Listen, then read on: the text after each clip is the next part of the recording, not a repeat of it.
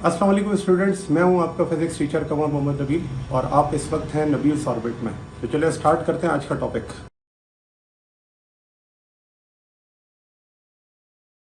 हम किस पर इंटरफेरेंस। देखिए जी, इंटरफेरेंस के लिए सबसे पहली तो डेफिनेशन क्या है। ये एक इफेक्ट है। स्टेशनरी जो इंटरफेरेंस है वो क्या है? Effect produce, effect produce due to superposition, due to superposition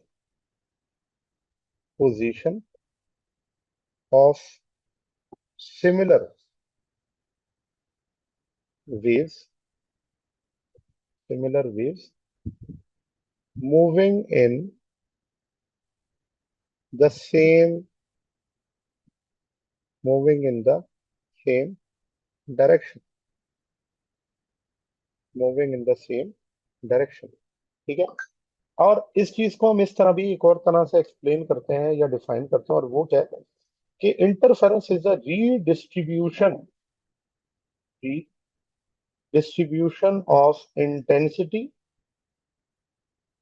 redistribution of intensity in the region, intensity in the region. ठीक है ना। इस रीडिस्ट्रीब्यूशन का क्या मतलब है? रीडिस्ट्रीब्यूशन का मतलब है मॉडिफिकेशन। अब मॉडिफिकेशन क्या है? देखें, यही होता है कि अगर दो वेव्स हैं वो आपस में सुपरपोज, तो अगर लाइट की बात कर रहे हैं, लाइट लाइट मिलकर ब्राइट लाइट बना देती है, दिस इज मॉडिफिकेशन। लेकिन ये भी हो सकता है कि एक लाइट दूसरी लाइट से मिलकर डिस्ट्रक्टिव इंटरफेरेंस करे और क्या हो जाए? डिम लाइट हो जाए। तो this is called redistribution of intensity in the region. ठीक है। अब यहाँ पर कंडीशन क्या है? तो कंडीशन मैंने आपको पिछले जो है वो स्लाइड में बता दी, और वो यही है कि ये दोनों वेव्स क्या होनी चाहिए? सिमिलर होनी चाहिए, सिमिलर वेव्स होनी चाहिए। और सिमिलर वेव्स को भी डिफाइन करें तो लैम्डा, फ्रीक्वेंसी एंड फेज क्या होना चाहिए? सेम। फेज का मतलब है एंगल। ठीक है ना। तीनों का सेम हो। फिर दूसरा, कांस्टेंट फेज डिफरेंस हो। कांस्टेंट फेज डिफरेंस का मतलब हर वेव, जो वेव के जो दो पॉइंट्स होंगे, किसी भी दो पॉइंट्स के दरमियान अगर आप फेज डिफरेंस देखें वो सेम होना चाहिए। ये नहीं कि किसी दो पॉइंट पर डिफरेंस है 90 डिग्री, आगे जाने के बाद वही डिफरेंस 180 डिग्री हो जाए, इस तरह नहीं। कांस्टेंट फेज डिफरेंस होना चाहिए। और सेम डायरेक्शन में क्या करें? ट्रेवल करें। तो फिर जब ये सुपरपोज करेंगे तो क्या होगा? इंटरफेरेंस होगा। ठीक है ना। फिर यहाँ पर आ जाती है कि जब ये इंटरफेयर किया जाता है तो ये इंटरफेरेंस कितने किस्म के होते हैं? तो इसे हम कहते हैं कंस्ट्रक्टिव इंटरफेरेंस, कंस्ट्रक्टिव इंटरफेरेंस। ठीक है। तो एक आपके पास हो गया कंस्ट्रक्टिव इंटरफेरेंस, और एक हो गया डिस्ट्रक्टिव इंटरफेरेंस, डिस्ट्रक्टिव इंटरफेरेंस। ठीक है। तो ये दो types.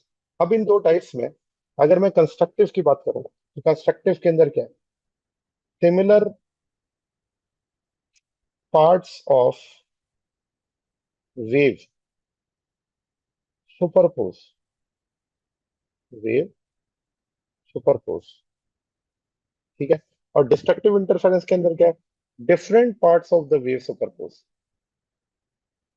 Different parts of wave superpose, superpose.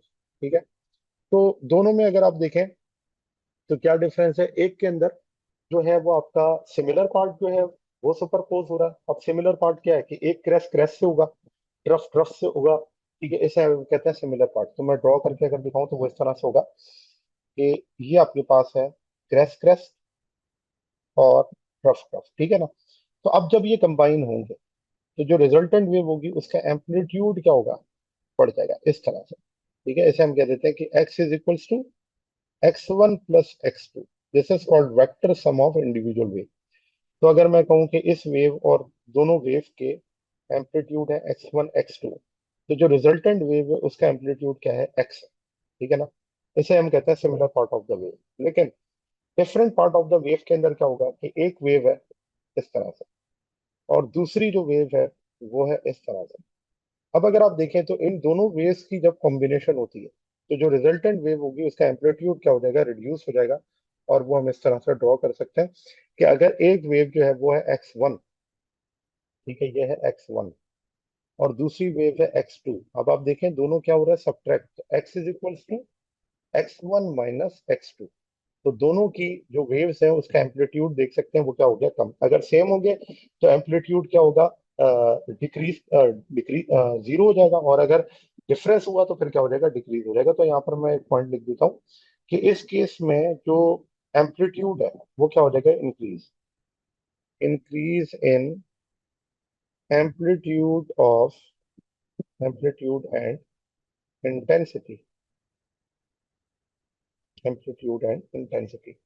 और दूसरे के अंदर decrease in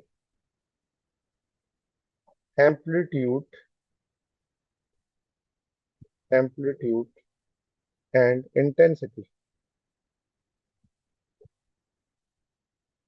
amplitude and intensity, ठीक है। पार्ट डिफरेंस, देखिए पार्ट डिफरेंस का मतलब यही है कि दो वेव जब सोर्स से निकलती है तो उस सोर्स से वो कितना डिस्टेंस कवर कर चुकी होती है, उन्हें हम क्या कहते हैं, पार्ट डिफरेंस कहते हैं। जैसे अगर मैं पार्ट डिफरेंस की बात करूं कि वो कंस्ट्रक्टिव इंटरफेरेंस के अंदर क्या होगा कि जब दो वेव्स आपस में इस तरह से आकर मिले कि उनके दरमियान में पार्ट डिफरेंस क्या हो, एन लैम्डा हो, ठीक है ना। एन क्या हो सकता है, एन की वैल्यू 0, 1, 2, 3, 4 एंड सो ऑन, ठीक है। तो अगर वो पार्ट डिफरेंस जो हो वो an integral multiple of lambda होगा तो वहां पर क्या होगा, कंस्ट्रक्टिव इंटरफेरेंस। जैसे अगर मैं कहूँ 0 लैम्डा लैम्डा मिल जाए, 2 लैम्डा लैम्डा मिल जाए, ठीक है, 3 लैम्डा 4 लैम्डा, तो जितने भी आपके पास इंटीग्रल मल्टीपल ऑफ लैम्डा आपस में कंबाइन होंगे तो वहां से क्या होगा, कंस्ट्रक्टिव इंटरफेरेंस होगा। क्योंकि अगर एक कंप्लीट लैम्डा आपस में आकर मिल रहा है तो इसका मतलब यहाँ पर कंस्ट्रक्टिव इंटरफेरेंस ही होगा। एग्जाम्पल दे देता हूँ, देखें ये मेरे पास है एक कंप्लीट लैम्डा, ठीक है ना, इसे हम लिखते हैं लैम्डा। अब अगर कोई वेव इस तरह की हो कि उनके दरमियान पार्ट डिफरेंस कितना हो, लैम्डा का हो, इसी तरह से ये भी हो सकता है। अब आप देखें कि यहाँ पर टोटल कितनी वेवलेंथ है, यहाँ से लेके यहाँ तक 1 लैम्डा, फिर ये क्या है, 2 लैम्डा। तो अब देखें कि अगर ये 2 लैम्डा लैम्डा से जाकर मिलेगा तो अगेन इनके दरमियान में डिफरेंस कितना आ रहा है, 2 लैम्डा माइनस लैम्डा। तो कितना आ जाएगा डिफरेंस, लैम्डा। इसे ही हम कहते हैं पार्ट डिफरेंस। तो 1 लैम्डा हो, 2 लैम्डा हो, 3 लैम्डा हो, जब पार्ट डिफरेंस एन लैम्डा होगा या an integral multiple of wavelength होगा तो उसे हम कहेंगे कि वहां पे कंस्ट्रक्टिव इंटरफेरेंस होगा। जबकि डिस्ट्रक्टिव इंटरफेरेंस के लिए जो पार्ट डिफरेंस है वो कितना होगा, तो वो पार्ट डिफरेंस होगा n plus half, n plus half lambda. और एन प्लस हाफ लैम्डा के लिए हम क्या लिख सकते हैं, यहाँ पर अगर इसका एलसीएम ले ले तो ये हो जाएगा 2n+1 लैम्डा बाई 2, ठीक है। तो जो पार्ट डिफरेंस है वो क्या है, अब एन की वैल्यूज यहाँ पर क्या हो सकती है, 0, 1, 2, 3 एंड सो ऑन। तो जो पार्ट डिफरेंस है वो इसके बराबर है। और इसे हम क्या लिख सकते हैं, λ/2, 3 λ/2, 5 λ/2, 7 λ/2। इसका मतलब जब पार्ट डिफरेंस जो होगा वो इंटीग्रल मल्टीपल होगा या ऑड मल्टीपल होगा हाफ वेवलेंथ के, तो वहां पर आपके पास जो इंटरफेरेंस होगा उसे हम क्या कहते हैं, डिस्ट्रक्टिव इंटरफेरेंस कहते हैं। तो ये कंडीशन है कि कब कंस्ट्रक्टिव होगा कब डिस्ट्रक्टिव होगा, जब डिफरेंस पार्ट डिफरेंस क्या हो, एन लैम्डा या एन प्लस हाफ लैम्डा। अब यहाँ पर अगर आप देख लें कि एक कंस्ट्रक्टिव से डिस्ट्रक्टिव में जाने में कितना पार्ट डिफरेंस आता है, देखें अगर मैं कंस्ट्रक्टिव से कंस्ट्रक्टिव की बात करूं तो कंस्ट्रक्टिव टू कंस्ट्रक्टिव यहाँ पर अगर आप देखें लैम्डा लैम्डा का डिफरेंस है, ठीक है ना, लैम्डा लैम्डा। तो यहाँ पर आप देख लें ये डिफरेंस लैम्डा, ये डिफरेंस लैम्डा, ये डिफरेंस लैम्डा, ये डिफरेंस लैम्डा और ये डिफरेंस। इसी तरह से λ/2 और 3 λ/2 के दरमियान देखें तो यहाँ पर भी जो आपका डिफरेंस आएगा वो लैम्डा लैम्डा का आएगा।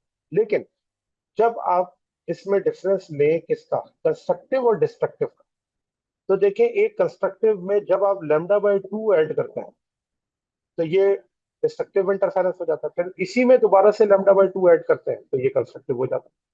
फिर दोबारा इसके अंदर ऐड करते हैं λ/2, फिर इसमें λ/2। इसका मतलब λ/2 आप ऐड करते जाएंगे तो constructive destructive constructive destructive interference इसके अंदर होता रहेगा, ठीक है ना। तो अगर दो दो जो आपके पास पार्ट डिफरेंस है वेव का वो अगर लैम्डा होगा, 2 लैम्डा 3 लैम्डा या पार्ट डिफरेंस एन लैम्डा के बराबर होगा तो वहां पर क्या होगा, कंस्ट्रक्टिव इंटरफेरेंस होगा। अब इसी चीज को हम फेज डिफरेंस के तौर पे कैसे पढ़ते हैं, फेज का मतलब क्या होता है, एंगल, ठीक है ना, फेज कैसे कहते हैं, एंगल को। अब अगर आपने इस फेज को जो के ऊपर पाथ हम डिफरेंस पढ़ कर आए उसे फेज डिफरेंस से रिप्रेजेंट करना है तो देखें ये जो लैम्डा ये है पाथ डिफरेंस, और जो 2 पाई है ये क्या है, फेज डिफरेंस। इसे अगर मैं लिखूं तो ये है पाथ डिफरेंस, और जो 2 पाई है वो क्या है, फेज डिफरेंस। फेज डिफरेंस, ठीक है। तो पार्ट डिफरेंस को फेज डिफरेंस में कन्वर्ट करना हो तो जहां जहां लैम्डा लिखा हुआ है वहां वहां 2 पाई लिखते हैं। अब देखिए हमने कंडीशन तो ऊपर पढ़ ली है। इसी कंडीशन के अंदर अगर मैं फेज डिफरेंस कहूँ कंस्ट्रक्टिव इंटरफेरेंस के लिए तो वो क्या होगा, एन लैम्डा की जगह क्या आ जाएगा, 2 पाई। जबकि यही फेज डिफरेंस किसके लिए हो, डिस्ट्रक्टिव इंटरफेरेंस के लिए, तो उसे हम लिखेंगे n plus half, n plus half 2 pi. और ये किसके बराबर हो सकता है, इसे हम ये भी लिख सकते हैं 2n+1 पाई। तो ये कंडीशन किसकी है, डिस्ट्रक्टिव इंटरफेरेंस की। एन की वैल्यूज वही होंगी 0, 1, 2, 3 एंड सो ऑन।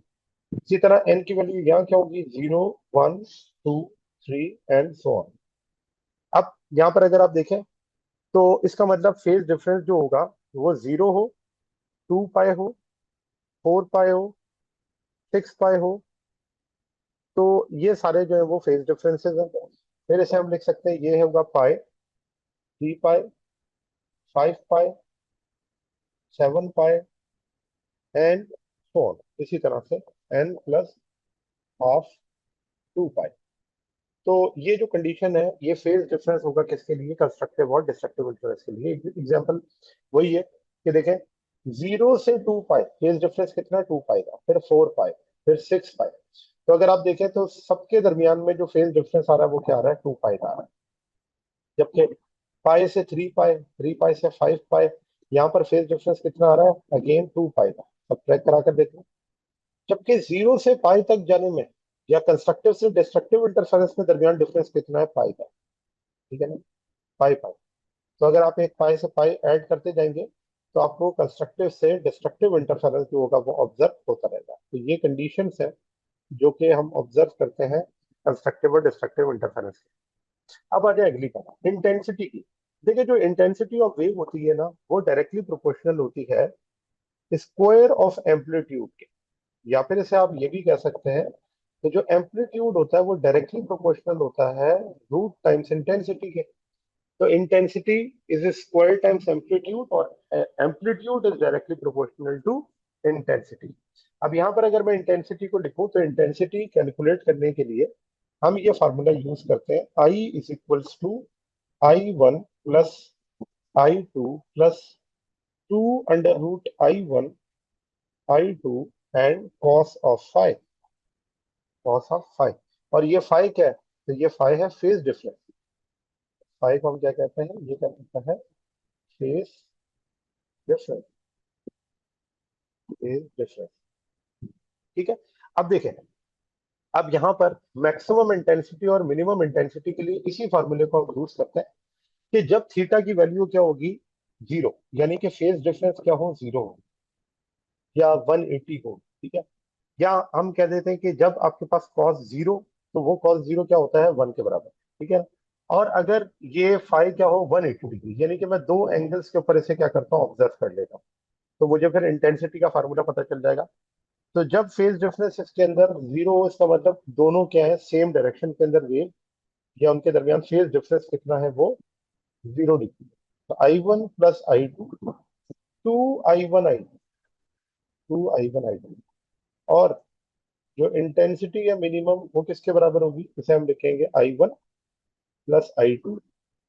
और यहाँ पर 180 डिग्री आप जब लिखेंगे तो ये आ जाएगा -2I1 I2। तो मिनिमम इंटेंसिटी, मैक्सिमम इंटेंसिटी दोनों आ गए।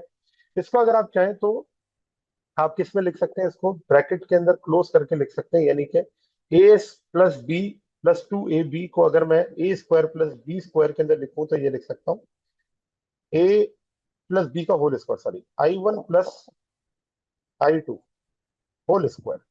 और यहाँ पर मिनिमम के लिए क्या होगा, I1 - I2 होल स्क्वायर, ठीक है। तो मिनिमम और मैक्सिमम का क्या बन गया, फार्मूला बन गया कि अगर आपको दो एम्पलीट्यूड गिवन हो और आपसे कहा जाए इंटेंसिटी फाइंड आउट करें तो कैसे निकाल सकते हैं, तो ये फार्मूला। इसी तरह अगर मैं इसको इन टर्म्स ऑफ एम्पलीट्यूड लिखूं तो वो कैसे लिख सकता हूं? तो देखें, मैक्सिमम इंटेंसिटी को इन टर्म्स ऑफ एम्पलीट्यूड लिखने के लिए हम यहाँ पे लिखते हैं A1 plus A2 whole square.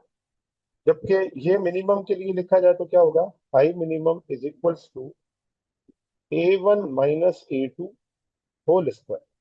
ठीक है, तो ये मिनिमम और मैक्सिमम के लिए क्या हो गया? इंटेंसिटी का फार्मूला। अब इसी को जैसे मैंने इंटेंसिटी लिखी है, वहां पर मैं अगर एम्पलीट्यूड के लिए लिखूं, क्योंकि हमने पढ़ा ना इंटेंसिटी डायरेक्टली प्रोपोर्शनल है किसके? ए स्क्वायर के, और ए डायरेक्टली प्रोपोर्शनल है किसके?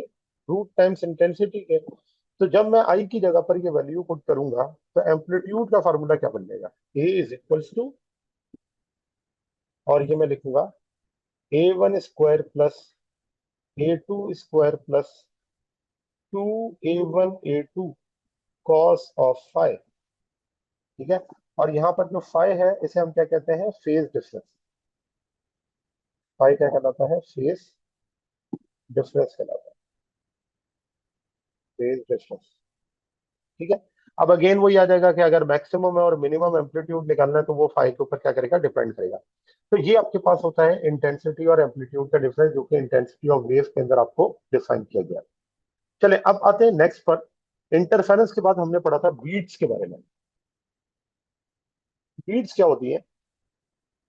इनकी डेफिनेशन है alternate increase and decrease in the intensity of sound. Rise and increase and decrease को हम राइज एंड फॉल भी लिख सकते हैं, राइज एंड फॉल। तो rise and fall in the intensity of sound जो है उसे भी क्या कहा जाता है? बीट्स कहा जाता है। तो कंडीशन क्या है? स्लाइटली डिफरेंट फ्रीक्वेंसी हो, स्लाइटली डिफरेंट फ्रीक्वेंसी, और सेम डायरेक्शन के अंदर क्या करें? ट्रेवल करें। तो दो वेव जिनकी फ्रीक्वेंसी के अंदर स्लाइट डिफरेंस हो और वो सेम डायरेक्शन में क्या कर रही हो? ट्रेवल कर रही हो, तो वहां पर आपके पास जो फिनोमेना हम ऑब्जर्व करते हैं वो क्या होता है? बीट कहलाता है। और ये स्लाइटली डिफरेंट फ्रीक्वेंसी के, ये मैंने आपको बताया था, वो डिफरेंस फ्रीक्वेंसी क्या होनी चाहिए? वो डिफरेंस 10 हर्ट्ज से कम होना चाहिए, जो कि ह्यूमन एयर जो होते हैं वो डिटेक्ट कर सकते हैं। अगर इससे ज्यादा होगा, ह्यूमन एयर डिटेक्ट नहीं कर सकते, बीट्स प्रोड्यूस होंगी लेकिन हम नहीं सुन सकेंगे, तो हमें एक मशीन यूज करनी पड़ेगी इसे डिटेक्ट करने के लिए। अब राइज एंड फॉल को देखें, ये आपको नजर आती है, ये है बीट्स। अगर आप देखें तो इसके अंदर कितनी दफा ये राइज हुआ? 1 2 3। कितनी दफा फॉल हुआ? 1 2 3। तो जितनी दफा राइज एंड फॉल होगा उतनी ही क्या होंगी? बीट्स होंगी। तो अगर यहाँ पूछा जाए कितनी नंबर ऑफ बीट्स हैं, तो जितनी दफा ये राइज एंड फॉल करेगा उतनी नंबर ऑफ बीट्स होंगी। तो यहाँ पर टोटल नंबर ऑफ बीट्स कितनी है? 3, क्योंकि यहाँ 3 दफा ये राइज करता है, 3 दफा ये क्या करता है? फॉल करता है। ठीक है, अब बीट फ्रीक्वेंसी की अगर बात करें तो बीट फ्रीक्वेंसी जो होती है वो किस तरह से कैलकुलेट होती है? तो ये सबसे पहले तो डिफाइन होती है इस तरह से कि नंबर ऑफ बीट्स पर सेकेंड, नंबर ऑफ बीट्स पर सेकेंड। और इसे हम जो है वो किस तरह से लिखेंगे? तो हम इस तरह से लिखेंगे कि अगर आप ये जानना चाहते हैं कि दो फ्रीक्वेंसीज में कितना डिफरेंस है तो आप इस तरह लिखते हैं, और मॉड इसलिए लगाया है ताकि आंसर क्या है? पॉजिटिव है। क्योंकि हमें तो यही देखना है ना कि बीट्स के नंबर कितने हैं। ठीक है, ये नहीं देखना प्लस में और माइनस में। प्लस माइनस इसके अंदर कोई सिग्निफिकेंस शो नहीं करता। अच्छा, इसके बाद बीट पीरियड की अगर बात करें तो वो क्या होगा? तो वो ये है कि बीट पीरियड टाइम इंटरवल है, time interval between, time interval between two successive two successive beats, two successive beats, उसे हम क्या कहते हैं? बीट पीरियड कहते हैं।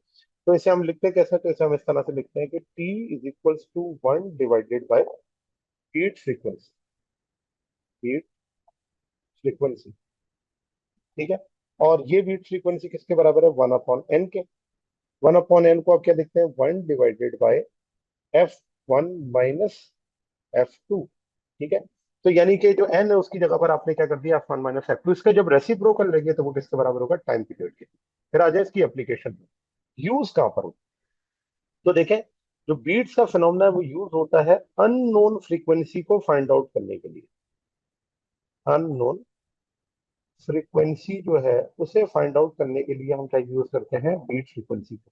अब यहाँ पर ये क्या है कि जो एफ अननोन है, एफ अननोन, ये अगर आपने निकालना है तो आपको एफ नोन जो है उसमें नंबर ऑफ बीट्स को ऐड या सब्ट्रैक्ट करना पड़ेगा, तो आपको ये पता चल जाएगा कि अननोन फ्रीक्वेंसी क्या है। और वो जाहिर सी बात है कि हमारी अप्रोक्सीमेशन ही होती है कि या तो वो आपके पास नंबर ऑफ बीट्स प्रोड्यूस हो रही है, अगर तीन, जैसे मैं एग्जांपल देता हूँ कि जो नोन फ्रीक्वेंसी है वो है 256 हर्ट्ज, अगर जो बीट्स है वो आ रही हैं तीन, तो 256 प्लस माइनस थ्री, दो पॉसिबल आंसर आ सकते हैं। 256 प्लस थ्री कितना हो जाएगा, 259, और 256 माइनस थ्री कितना हो जाएगा, 253। इसका मतलब ये हुआ जो अननोन फ्रीक्वेंसी है वो या तो 259 होगी या फिर क्या होगी, 253 होगी। तो इसलिए जब हम अननोन फ्रीक्वेंसी फाइंड आउट करते हैं तो उसके दो पॉसिबल आंसर आते हैं, दोनों में से कोई भी एक करेक्ट हो सकता है, तो इसलिए हम दोनों को लिखते हैं।